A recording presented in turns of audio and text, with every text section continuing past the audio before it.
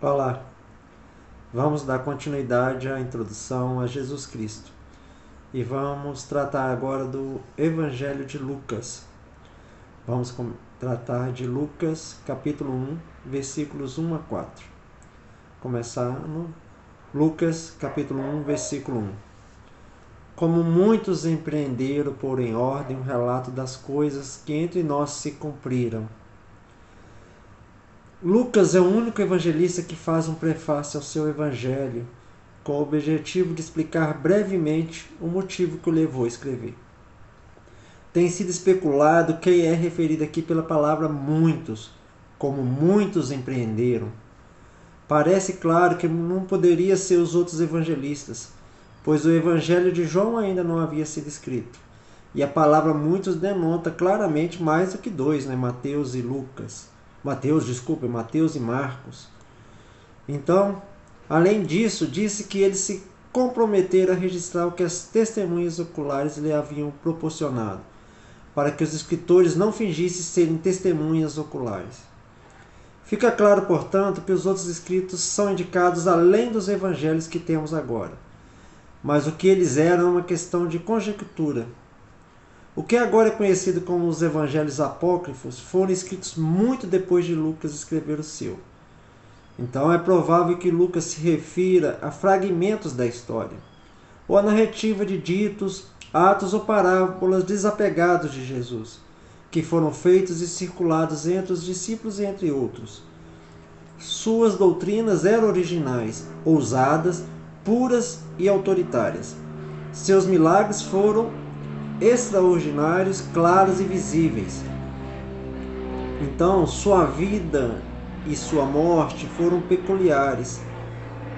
Então, não é improvável, na verdade, é altamente provável que os tais relatos e narrativas incompletas de fatos da vida de Jesus tenham sido destacados e preservados.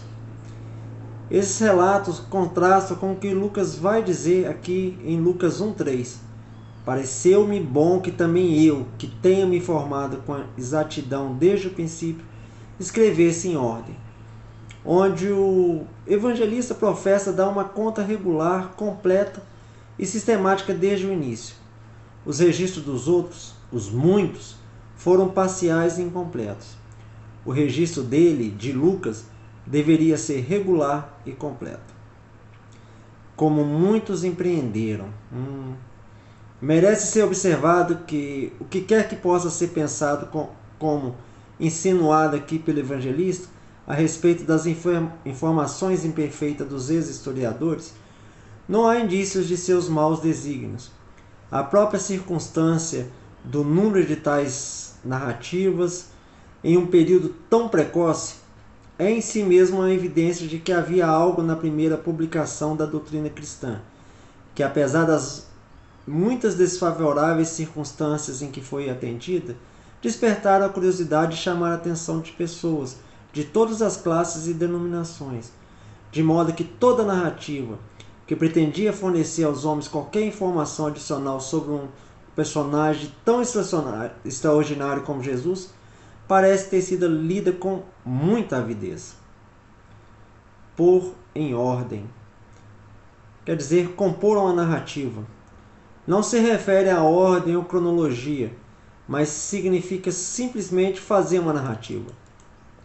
A palavra traduzida aqui em ordem é diferente do que nós vamos encontrar no terceiro versículo, que tem referência à ordem ou uma disposição completa e justa dos principais fatos da história de Jesus.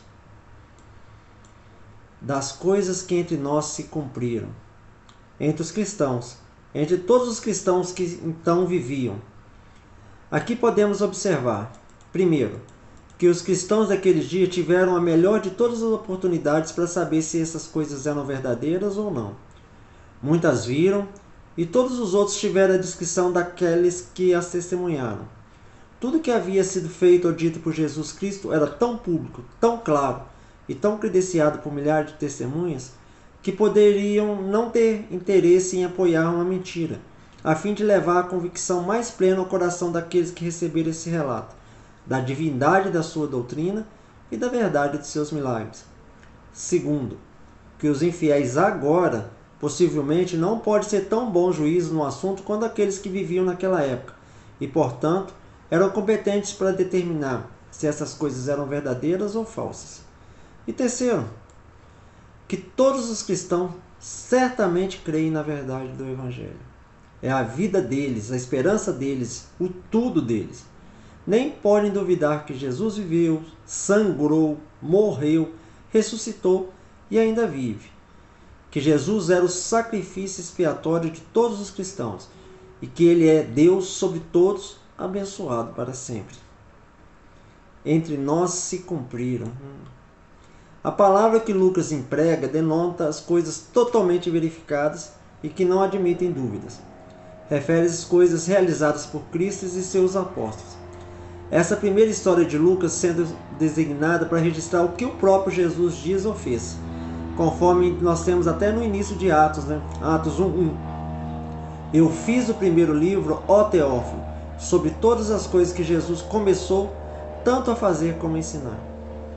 E o seu segundo livro, Atos, relacionar os Atos dos Apóstolos. Isso aqui, então, deve ser entendido como se referindo à plenitude das evidências com a qual as coisas foram atendidas.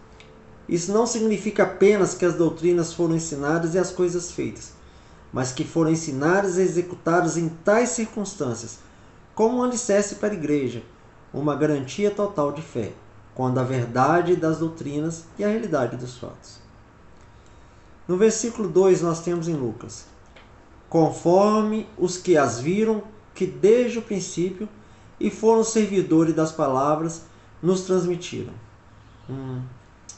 Provavelmente isso se refere aos evangelhos de Mateus e de Marcos, que provavelmente foram escritos antes de Lucas escrever, e nos modelos das quais ele professa escrever o seu. Conforme os que a viram, como eles as narraram, como eles deram conta delas, há algo perceptível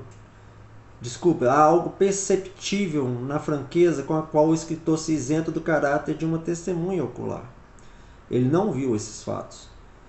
Os que a viram, quem viu essas coisas elas mesmas e, portanto, testemunhas apropriadas, que deve necessariamente significar aqueles que estiveram com Jesus desde o início e, consequentemente, tiveram as melhores oportunidades de conhecer a verdade de todos os fatos.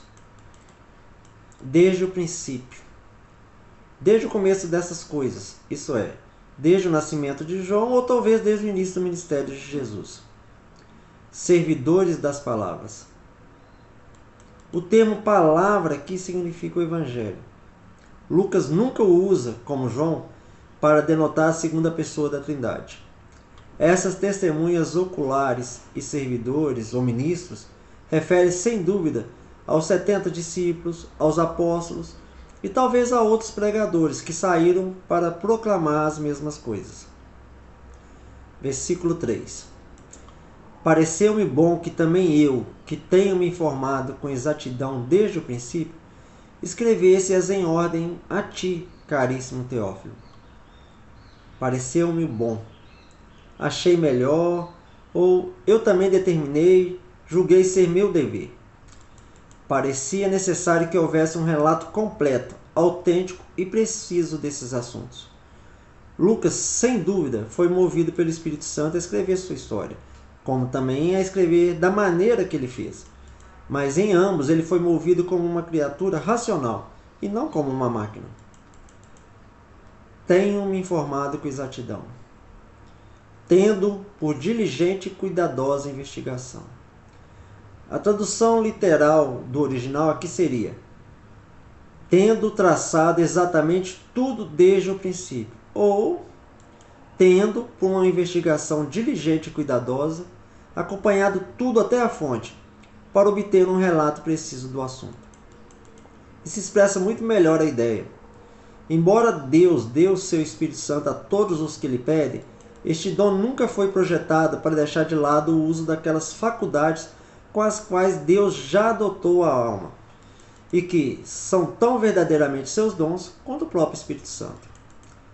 A natureza da inspiração no caso de Lucas descobrimos ao mesmo tempo. Primeiro, ele se apoiou por meio de investigação imparcial e diligente, a encontrar toda a verdade e a relacionar apenas a verdade.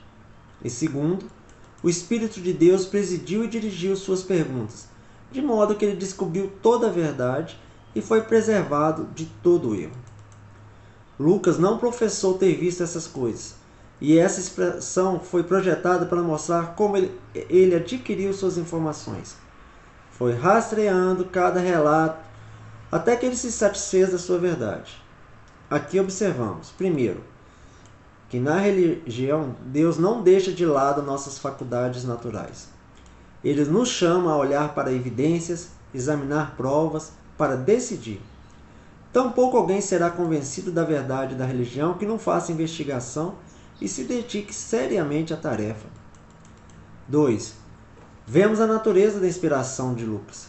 Era consistente com o fato de ele usar suas faculdades naturais ou seus próprios poderes mentais para investigar a verdade. Deus, por seu Espírito Santo, presidiu suas faculdades, as dirigiu e o impediu de errar. Com exatidão. Lucas pode ter esse conhecimento completo por conversa íntima com os apóstolos e particularmente com Paulo, cujo companheiro ele foi por muito tempo. Ou talvez ele estivesse presente em várias transações que registrou. A segurança com que ele fala de seu próprio conhecimento dessas coisas nos leva a pensar que ele foi uma das testemunhas oculares de algumas delas. Nesta suposição, seu raciocínio nesse prefácio será mais conclusivo do que em qualquer outro e permanecerá assim. Vendo muitos escreverem a partir das informações das testemunhas oculares e servidores, eu, Lucas, que desde o primeiro momento conheci perfeitamente bem todas as coisas, conversando com as testemunhas oculares e estando presente em muitas das transações de Jesus, achei que eu deveria escrever sua história, para declarar informações mais certas para a humanidade. Desde o princípio. Lucas, tendo alcançado um profundo conhecimento da história de Jesus desde o início, achou adequado dar uma descrição mais completa, regular e conectada dela do que até então havia aparecido. Em ordem. Essa palavra não indica que a ordem exata de tempo seria observada, pois não é assim que Lucas escreve, mas significa distintamente, particularmente, em oposição aos relatos confusos e parciais aos quais ele havia se referido antes. Escrever em ordem pode significar fornecer um detalhe específico em oposição a uma abreviação a uma história concisa e resumida. E com grande propriedade pode-se dizer que o evangelista fez um relato ordenado da história de Cristo, pois os principais fatos estão em sua devida série, embora alguns detalhes sejam transpostos. Caríssimo Teófilo. Teófilo parece ter sido um grego ou romano muito respeitável, que foi um dos discípulos de Lucas. A palavra Teófilo significa um amigo de Deus, ou um homem piedoso. E alguns comentaristas supõem que Lucas não se referiu a nenhum indivíduo em particular, mas a qualquer homem que amava a Deus. Mas, para falar a verdade, eu acho que não há razão para essa opinião. Nomes significativos eram muito comuns, e há boas razões para acreditar que fosse um indivíduo conhecido por Lucas. A aplicação do título caríssimo prova isso ainda mais. Não seria dado a um homem desconhecido. O título caríssimo ou excelentíssimo deve ter sido dado por alguns para expressar seu caráter, mas deve ser considerado como denotando posição ou cargo. Quem era Teófilo é desconhecido. É provável que ele tenha sido um romano ou grego distinto que se converteu, que era amigo de Lucas e que havia solicitado, e talvez até custeado, um relato dessas coisas. Possivelmente, Lucas esperava alguma influência favorável dessa pessoa no caso de Paulo diante do tribunal do imperador. É possível que esse prefácio tenha sido enviado a ele como uma carta particular com o Evangelho, e Teófilo optou por publicá-los juntos. Teófilo. O evangelista, ao escrever seus 2 livros, concedeu uma fama que durará enquanto o cristianismo subsistir. E o último versículo é Lucas 1,4, para que conheças a certeza das coisas de que fosse ensinado. Parece que Teófilo já havia recebido os primeiros elementos da doutrina cristã, mas ainda não havia sido completamente fundamentado neles.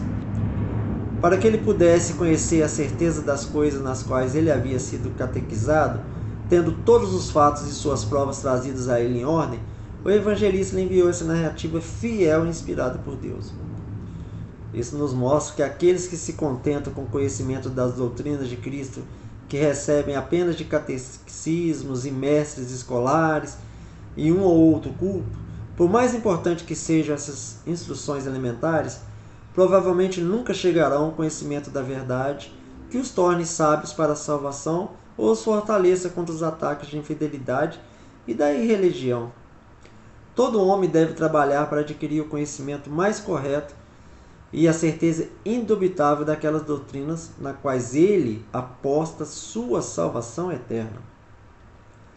A certeza, ter evidência completa ou a prova de algo, a verdade exata e certa.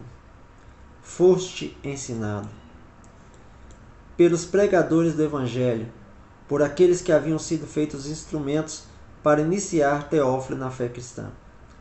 A palavra original é aquela da qual deriva a nossa palavra catequese, e expressa com grande precisão as instruções dadas àqueles que estavam treinando para serem admitidos na igreja cristã.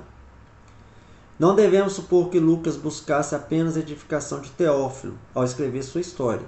Ele também, sem dúvida, pretendia isso para a instrução de pessoas de todas as nações e idades em cujas mãos esse evangelho deveria chegar, assim como o evangelista João nos relata em João, capítulo 20, versículo 31. Porém, estes estão escritos, para que creais que Jesus é o Cristo, o Filho de Deus, e para que, crendo, tenhais vida em seu nome. Até a próxima.